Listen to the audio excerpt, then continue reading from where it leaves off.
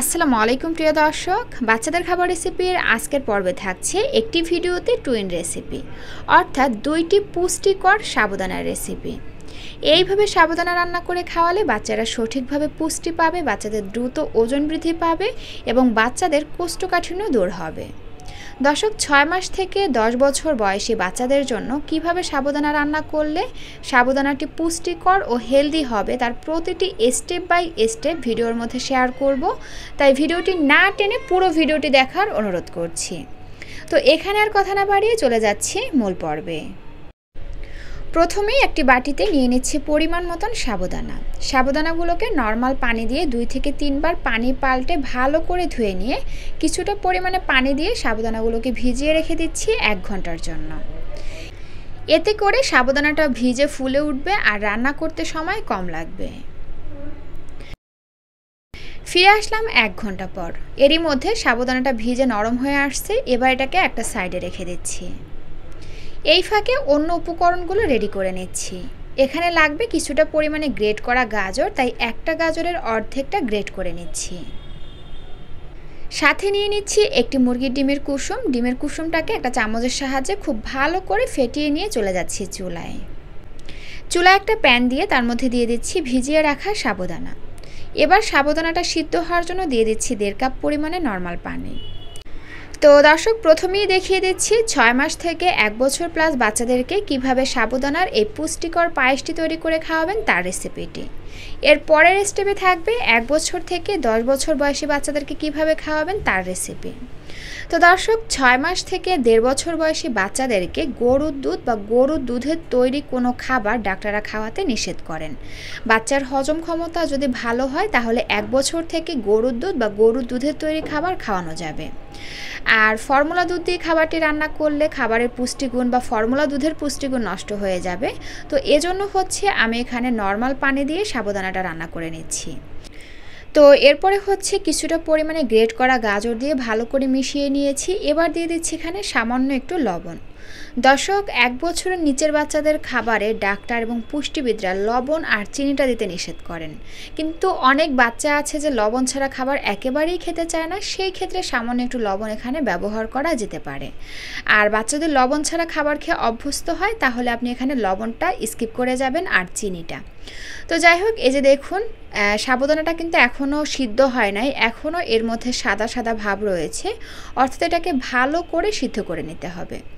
তো যখন সাবুদানাটা এরকমের পানির মতন স্বচ্ছ হয়ে আসবে, কোনো রকমের সাদা ভাব থাকবে না, তখনই বুঝতে পারবেন যে সাবুদানাটা পারফেক্টভাবে সিদ্ধ হয়ে গেছে। তো যখন সাবুদানা ভালো করে সিদ্ধ হয়ে আসবে এবং এর ঘনত্বটা এরকমের অবস্থায় চলে আসবে, এই পর্যায়ে আমরা এর মধ্যে ফেটিয়ে রাখা ডিমের কুসুমটা দিয়ে দিব। অল্প অল্প দিব এবং অনবরত নেড়ে চেড়ে ভালো করে মিশিয়ে নিব।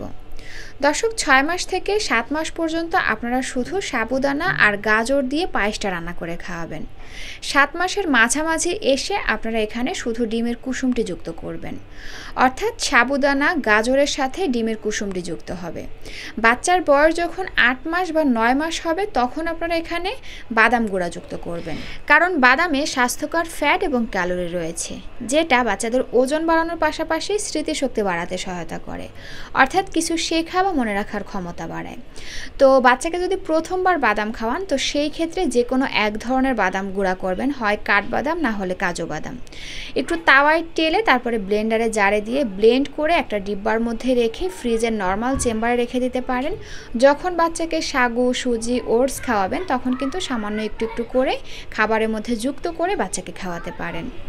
তো এখন যে যেমন লিকুইড রেখে বাচ্চাকে খাওয়াতে চান সে সেভাবে চুলা থেকে নামিয়ে নেবেন। আমি এই অবস্থায় চুলা থেকে নামিয়ে নিচ্ছি, কারণ খাবারটি ঠান্ডা হয়ে গেলে কিন্তু আরও কিছুটা ঘন হয়ে আসবে। দর্শক, যতদিন না পর্যন্ত আপনি আপনার বাচ্চাকে গরুর দুধের তৈরি খাবার খাওয়াতে না পারছেন ততদিন পর্যন্ত সাবুদানার পায়েসটা এভাবে রান্না করে খাওয়াবেন। এতে আপনার বাচ্চা পর্যাপ্ত পুষ্টি পাবে, বাচ্চার দ্রুত ওজন বাড়বে, সেই সাথে বাচ্চার যদি কোষ্ঠকাঠিন্যের সমস্যা থাকে সেটাও দূর হয়ে যাবে। তো এবার চলে যাচ্ছি আমরা 1 বছর থেকে 10 বছর বয়সী বাচ্চাদেরকে কিভাবে সাবুদানার পায়েস রান্না করে খাওয়াবো সেই রেসিপিতে। তো এজন্য চুলায় একটা প্যান দিয়ে তার মধ্যে দিয়ে দিলাম 1.5 কাপ পরিমাণে গরুর দুধ।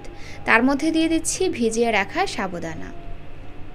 তারপরে নেড়ে চেড়ে ভালো করে মিশিয়ে নিয়ে দিয়ে দিচ্ছি স্বাদ অনুযায়ী লবণ, দিয়ে দিচ্ছি একটি এলাচ, এতে করে সুন্দর একটা ফ্লেভার বের হবে। আর দিয়ে দিচ্ছি এইটুকু পরিমাণে চিনি। এখানে চিনির পরিবর্তে আপনারা খেজুরের গুড়, তাল মিশ্রি, আখের গুড়, মধু যেটা খুশি সেটা ব্যবহার করতে পারবেন, কোনো সমস্যা নাই। এরপরে দিয়ে দিলাম এখানে কিছুটা পরিমাণে গ্রেট করা গাজর। এবার নেড়ে চেড়ে প্রতিটি উপকরণ ভালো করে মিশিয়ে নিয়ে চুলার আঁচ মিডিয়াম আঁচে রেখে ঘন ঘন নেড়ে চেড়ে আমরা এটাকে রান্না করে নেব। দর্শক, এই রেসিপিতে প্রতিটা স্টেপ এক থাকবে, শুধু পানির পরিবর্তে গরুর দুধটা যুক্ত হবে। তো যাই হোক, যখন সাবুদানাটা ভালো করে সিদ্ধ হয়ে আসবে এবং এর ঘনত্বটা এই অবস্থায় চলে আসবে, এই পর্যায়ে আমরা ডিমের কুসুমটি দিয়ে দিব। দর্শক, এখানে কিন্তু আপনারা শুধু ডিমের কুসুমের পরিবর্তে ডিমের সাদা অংশ ও কুসুম সহ পুরো একটি ডিম ব্যবহার করতে পারবেন, কোনো সমস্যা নাই। তো যাই হোক, নেড়ে চেড়ে ভালো করে মিশিয়ে নিয়ে দিয়ে দিচ্ছি এখানে 1 চা চামচের মতন বাদাম গুঁড়া। তারপরে আবারও সাবুদানার সঙ্গে ভালো করে মিশিয়ে নিচ্ছি। এরপরে 1 মিনিটের মতন জাল করে যে যেমন লিকুইড রেখে বাচ্চাকে খাওয়াতে চান সে সেভাবে চুলা থেকে নামিয়ে নেবেন। আমি এই অবস্থায় চুলা থেকে নামিয়ে নিচ্ছি, কারণ খাবারটি ঠান্ডা হয়ে গেলে কিন্তু আরও কিছুটা পরিমাণে ঘন হয়ে আসবে। আর এই তো তৈরি হয়ে গেল বাচ্চাদের জন্য অনেক বেশি পুষ্টিকর, ক্যালোরিবহুল ও মজাদার একটি সাবুদানার রেসিপি। তো দর্শক, যখন থেকে আপনি আপনার বাচ্চার খাদ্য তালিকায় গরুর দুধ যুক্ত করতে পারবেন, তখন থেকে সাবুদানাটা এভাবে রান্না করে খাওয়াবেন। দেখবেন বাচ্চারা খুব মজা করে খাবে এবং বাচ্চাদের দ্রুত ওজনও বাড়বে, সেই সাথে বাচ্চারা পর্যাপ্ত পুষ্টিও পাবে। তো এই ছিল আমার আজকের আয়োজন। ভিডিওটি ভালো লাগলে প্লিজ একটি লাইক দিবেন এবং যাওয়ার আগে সুন্দর একটা কমেন্ট করে যাবেন। তো এতক্ষণ সাথে থাকার জন্য অসংখ্য ধন্যবাদ জানিয়ে আজকের ভিডিওটি এখানেই শেষ করছি। আল্লাহ হাফেজ।